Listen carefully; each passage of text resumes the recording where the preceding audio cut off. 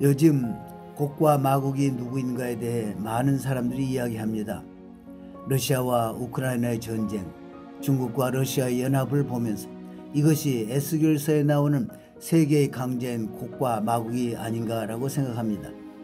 그러나 사실 곡과 마곡이 누구인지에 대해 우린 잘 모른다는 사실입니다. 성경도 명확하게 말씀하지 않고 있고 랍비들도 이에 대해 공통된 견해가 없는 것이 현실입니다. 하지만 많은 사람들이 놓치고 있는 것에 대해 말씀드리겠습니다. 이것은 아주 명확하지만 여기엔 숨겨진 신비가 있습니다. 히브리어 철자에는 숫자 값이 있습니다. 곡과 마곡의 숫자 값을 다 합치면 숫자 70입니다. 이것은 매우 중요한 사실입니다. 이 두 나라의 이름이 합쳐서 70이 나온다는 신비는 무슨 뜻일까요? 인류 초기에 바벨탑을 중심으로 전 인류는 하나가 되었습니다. 그들이 하늘에 도전하기 위해 탑을 만들었습니다. 유대인의 전통에는 이들이 하나님의 보좌를 끌어내리려고 탑을 세웠다고 합니다.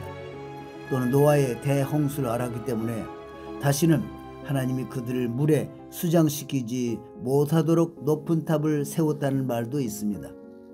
즉 바벨탑은 처음으로 국제사회가 연합하여 하나님에게 도전한 일로 볼 수 있습니다.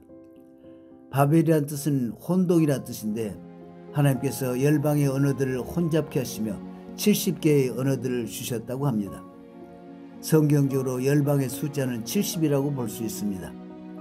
따라서 곡과 마곡이 70이란 숫자 값을 가지고 있다는 것은 온 열방이 악한 목적으로 하나님을 대적하기 위하여 연합한다는 것을 보여줍니다. 그래서 그들은 함께 연합해서 하나님과 대항해 싸우고 이스라엘 대적하여 마지막 시대에 예루살렘과 유대인들에 대한 하나님의 약속의 성취를 막기 위해 달려든다는 것입니다. 즉 마지막 시대는 처음 시대와 비슷할 것입니다. 또 한 가지 흥미로운 것은 히브리어로 소드라고 하면 비밀 또는 신비라는 뜻인데 이것도 70이라는 숫자 값을 가지고 있습니다. 마지막 시대 때까지 누가 곡과 마곡이냐라는 것은 70, 즉 신비로 감춰져 있다는 것을 알 수 있습니다. 또한 히브리어로 포도주란 단어도 70의 숫자 값을 가지고 있습니다. 요한계시록에 보면 마지막 시대에 온 열방이 연합해서 하나님과 그의 백성을 대적할 때 예수와께서 오셔서 포도주를 밟듯이 그들을 밟을 것이라고 하셨습니다.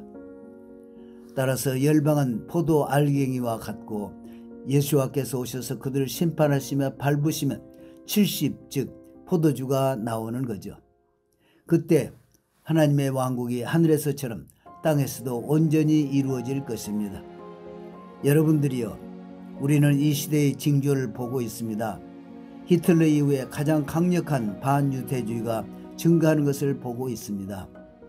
미국과 유럽, 서방과 아랍 국가 내에서도 일어나고 있죠.